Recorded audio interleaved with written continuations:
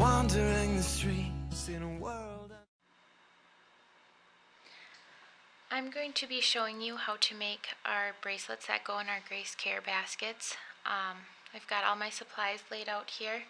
What you will need is some nylon coated stainless steel beading wire.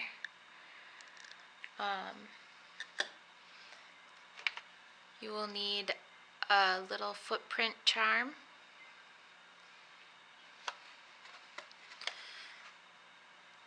some chain link to put at the end to make the bracelet adjustable. You'll need your beads. These are crimp beads. You'll need 2 crimp beads for each bracelet. And a lobster claw clasp. As far as beading tools, this is a crimping tool, and that will give your bracelets a really nice finished look. And a side cutter to cut all of our wire. If you're using one of our kits, you should have a piece of wire with a lobster claw already attached and crimped on. If you're using your own kit, at the end I'll show you how to attach this clasp. First thing you want to do, I've already laid out all my beads. You want to have them laid out.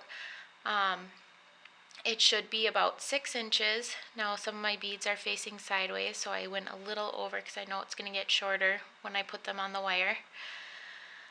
We want to make sure that any of the beads that we're choosing are very gender specific, as most of our families know the gender of their baby.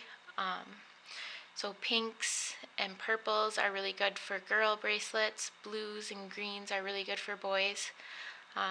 We do want them to be very clear. So your first step, after you get all set up, is to string your beads onto your wire. Now as you can see, there's a little tail left after the crimp bead, and you want that to be there. And so you'll just put your bead over both of the wires. And you just continue stringing them until you have it all strung. So I've finished stringing all of my beads. As you can see, my bracelet, including the clasp, is almost 6 inches. Not quite, it's a little less. That's about perfect size. I know that seems really small, but there are some people with very small wrists, so that's why we have the chain links to make them adjustable. With your lobster clasp, you will get an O-ring or a jump ring. They have a little opening. I don't know if you can see it on the video, but they work really well to attach this chain to. This one is kind of like a mini key ring, and those ones are really nice to work with because you don't have to worry about trying to close it. If you are using a traditional jump ring, you'll want to have a pair of beading pliers. The difference between the beading pliers and a regular needle nose pliers is there's no grip on it, so it's not going to mark up your beads. Also, if you don't have a crimping tool, you won't get as nice of a look, but you can use one of these just to smush the crimp bead flat. So I've attached my chain to my O-ring. The next step is to take your bracelet and you're going to put your crimp bead on the wire. And then you want to put your O-ring. Now when you're doing this, it's really important to remember to double your wire back through your crimp bead. I know it's really tempting to pull this tight. You don't want to. You need room for it to move. Otherwise, it's going to stress this wire and it will break.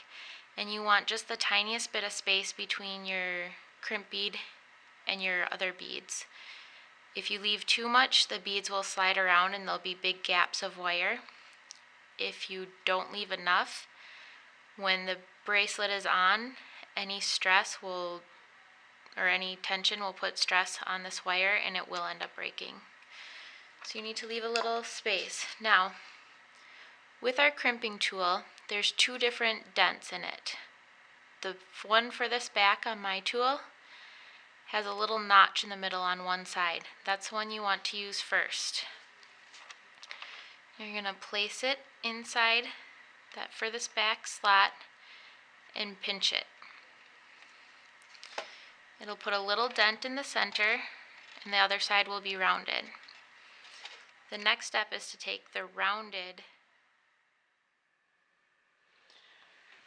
Alright, so I apologize, my camera battery died before I could finish. So I'm showing you the ending steps on a different bracelet. You just crimped it with the further back notch, and it gives you the dent on the one side and a nice rounded side on the other side. Now you're going to put it in the second notch right here, sideways, so that your dent is facing upward. And then you're going to crimp it again. That should give you a nice rounded crimp bead.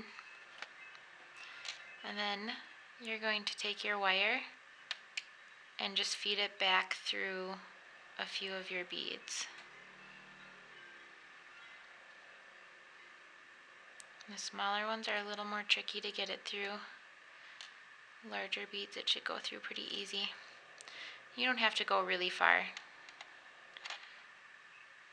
Just through a few. And then you're going to take your side cutter and snip off the extra. And then you have your finished bracelet. Length should be from the tip of the clasp to the end of this O-ring should be about 6 inches. And then with the extension it should go up to 8.5. That way we are sure that it's... Oh, I'm gonna muster every ounce of confidence I have. Cannonball into the water. Muster every ounce of confidence I have. For you I will. For you I will. For you I will. For you